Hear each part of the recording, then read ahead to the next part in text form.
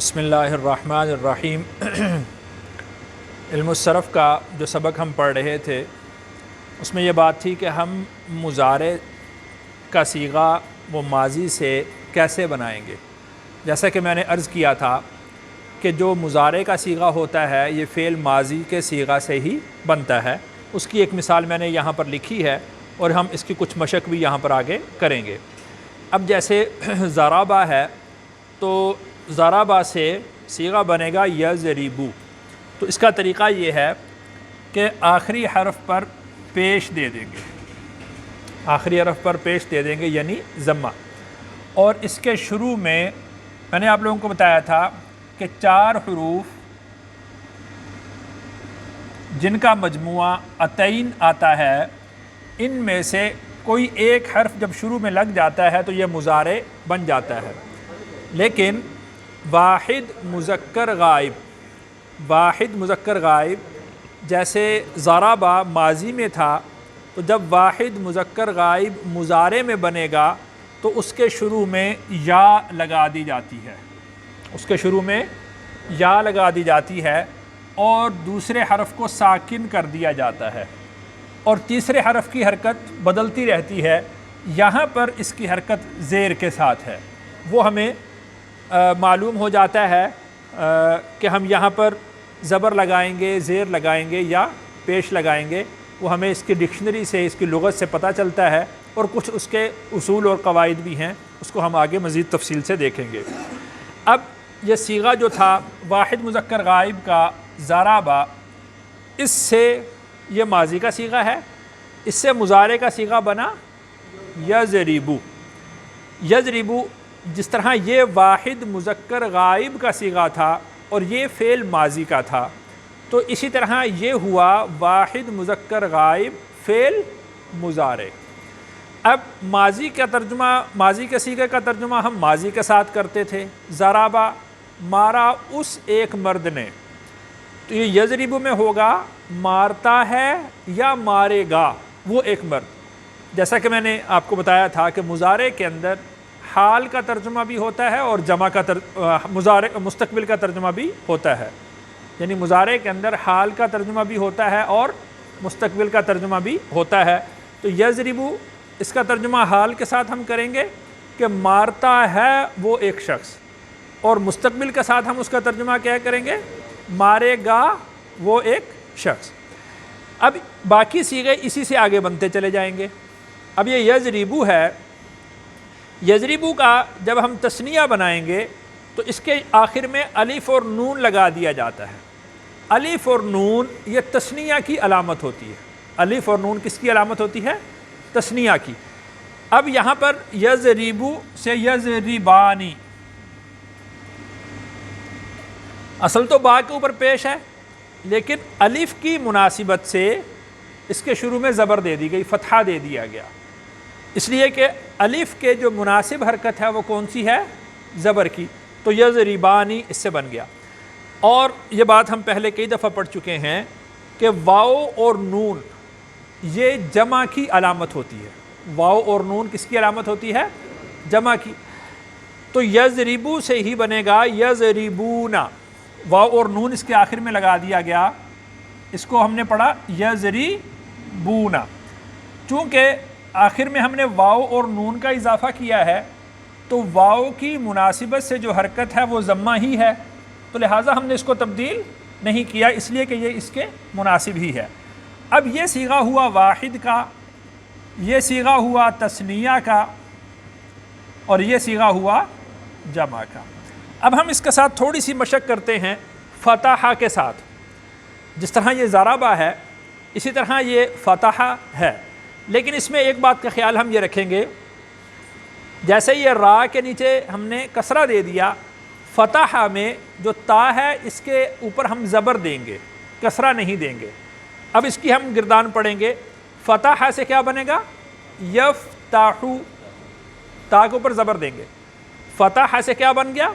یفتحو۔ فتحہ کا مطلب الفتح، اس کا معنی ہوتا ہے کھولنا۔ یفتحو کا مطلب کیا ہوگا؟ کھولتا ہے یا کھولے گا وہ ایک مرد۔ یفتحانی، یفتحانی کہ اس کے جو راگ تھا اس میں ہم نے کسرہ دیا تھا، یفتح میں تا کے اوپر ہم کسرہ نہیں زبر رکھیں گے، تو یہ ہو جائے گا یفتحانی کھولتے ہیں یا کھولیں گے وہ دو مرد، یفتحون کھولتے ہیں یا کھولیں گے وہ سب مرد، جمع مذکر غائب اور مضارع والا ترجمہ ہوگا، اور مضارع میں دونوں معنی ہوتے ہیں، حال کا بھی اور مستقبل کا بھی۔ اسی طرح نصر ینصرو، ینصرو میں جو آخری حرف سے پہلے ہے اس کے اوپر ہم ینصرو میں ضمہ دیں گے۔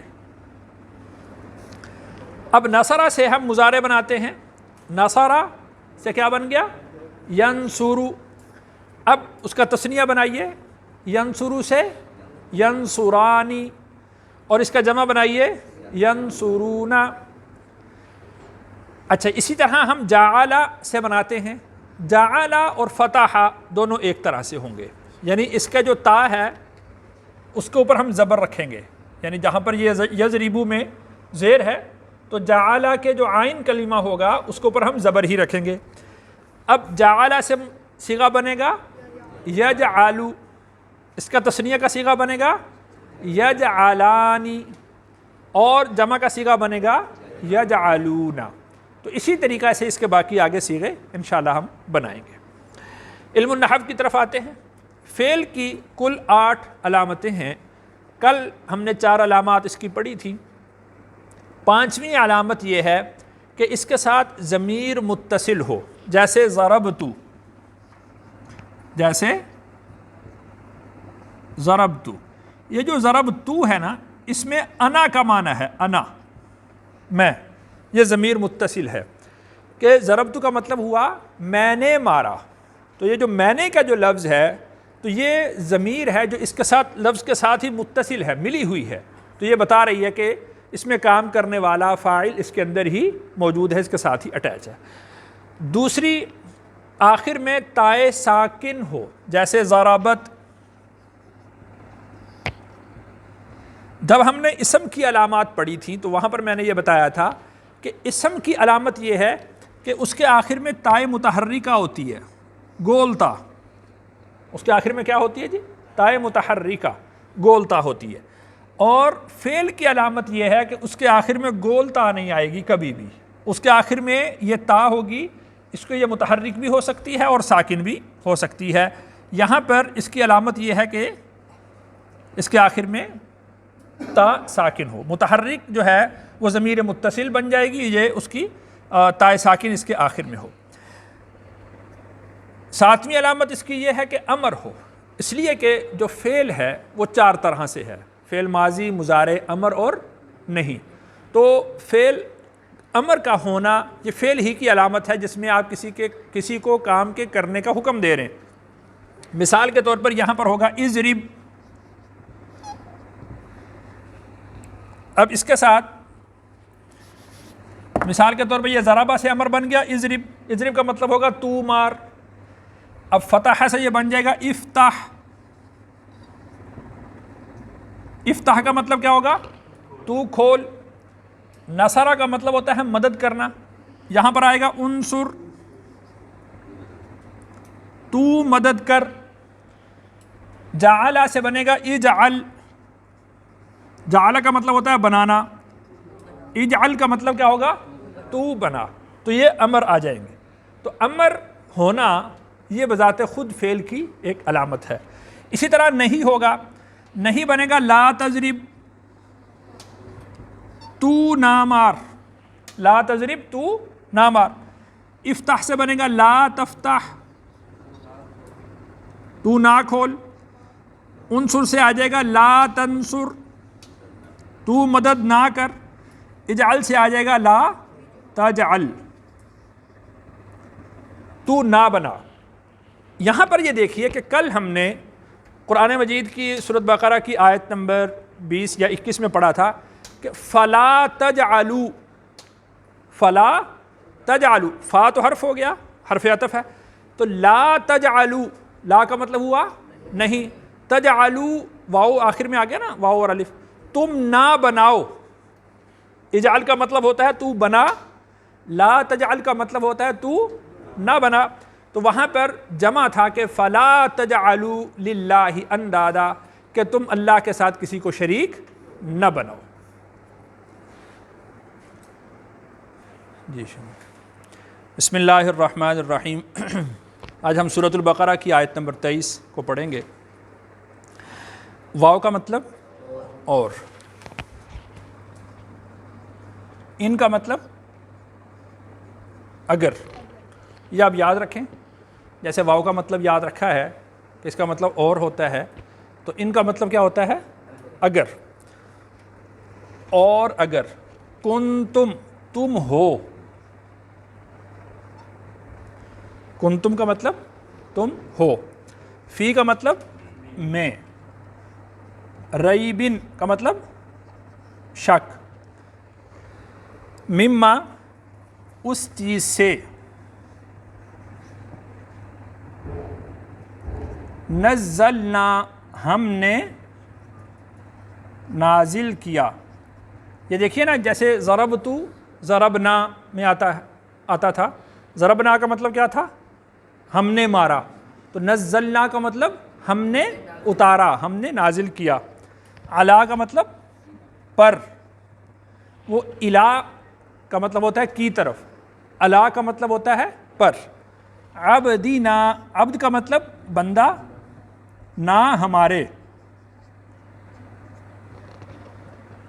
وَإِن كُنتُمْ، اور اگر تم ہو، فی شکن، شک میں، مما نزلنا اس چیز سے جو ہم نے نازل کیا، علی عبدینا اپنے بندہ پر، فَأْتُوا تو تم لے آؤ، فا کا مطلب تو، اوتو کا مطلب تم لے آؤ، بِسُورَةٍ یہ با کا مطلب ہے ساتھ، سورت کا مطلب سورت، ایک سورت، بِسُورَةٍ ایک سورت، من کا مطلب سے، مثلی ہی مثل اس کی، مثل اس کی۔ اگر تم شک میں ہو اس چیز سے جو ہم نے نازل کیا اپنے بندہ پر، تو تم لے آؤ ایک سورت کے ساتھ، تم آ جاؤ ایک سورت لے کر۔ وَدْعُوا واو کا مطلب اور، ادعو دعا سے ہے، دعا کا مطلب کیا ہوتا ہے؟ پکارنا۔ وَدْعُوا یہ واو اور الف آخر میں ہے تو جمع کا صیغہ ہے، اور ادعو یہ امر کا صیغہ ہے کہ تم پکارو، تم بلاؤ۔ شہداءکم اپنے گواہوں کو، من سے، دون اللہ اللہ کے علاوہ، دون کا مطلب کیا ہوتا ہے؟ کے علاوہ، من دون اللہ اللہ کے علاوہ، ان اگر، کنتم تم ہو، صادقین سچے۔